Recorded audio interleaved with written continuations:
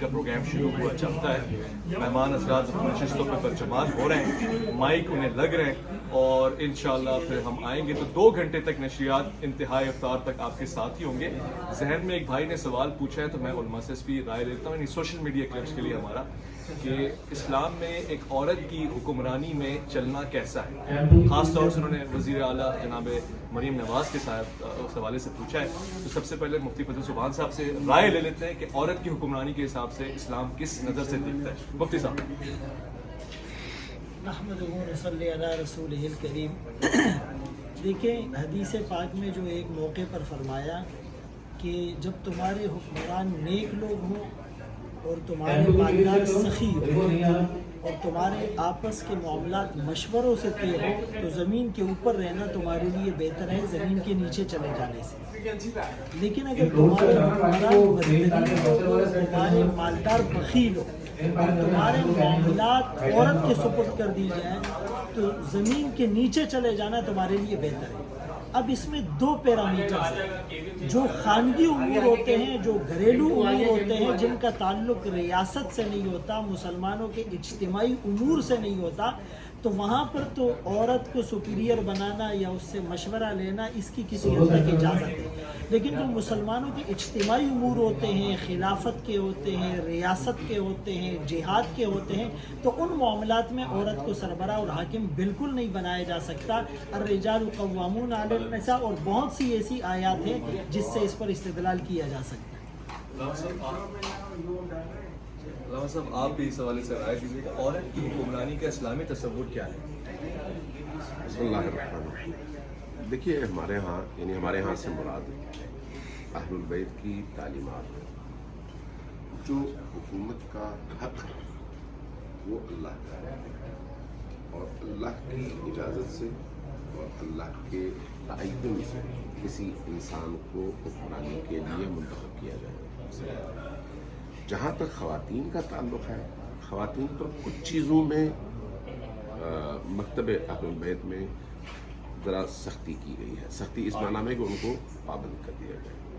ان میں سے ایک فقاہت کے حوالے سے مرجع تقلید وہ نہیں بن سکتی کہ لوگ اس کی تقلید کریں ایک فقیہ کی حیثیت سے, یہ نہیں ہو سکتا. اپنے لیے وہ کر سکتی ہے کہ وہ مجتہد بنے اور اپنی رائے پر عمل کرے, لیکن اس ذات بن سکتی جی وہ خود مجتہد بن سکتی ہے, لیکن اس کے فتویٰ پر مرد عمل نہیں کر سکتا. ایک دوسرا, خاتون قاضی نہیں بن سکتی. قاضی بننے کے لیے بھی مرد ہونا شرط ہے.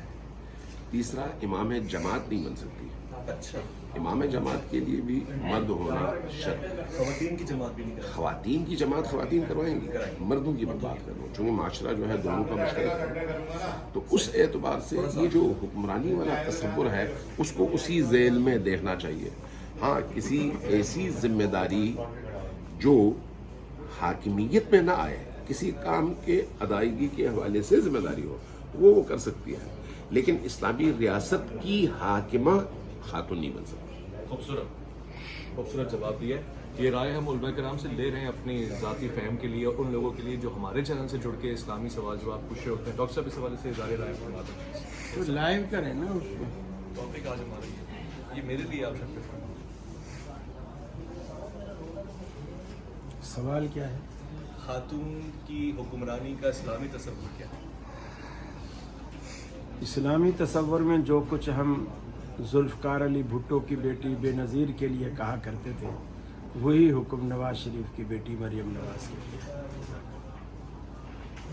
کیا کہہ رہے ہیں, کیا کہہ رہے ہیں؟ اس کا مطلب ہے قاری صاحب ماشاء اللہ سیاستدان بن گئے.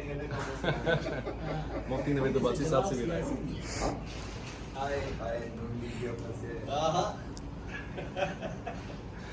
بسم اللہ الرحمن الرحیم. عورت تو ویسے بنیادی طور پر حکمرانی ہے, گھر کی ساری حاکمیت اسی کے پاس ہوتی ہے, گھر کا سارا نظام وہی چلاتی ہے, تو عورتوں کو ہر شعبے میں موجود ہونا چاہیے, اور اسلام کہتا ہے کہ وہ ہر شعبے میں موجود رہ کر اپنا کردار ادا کریں.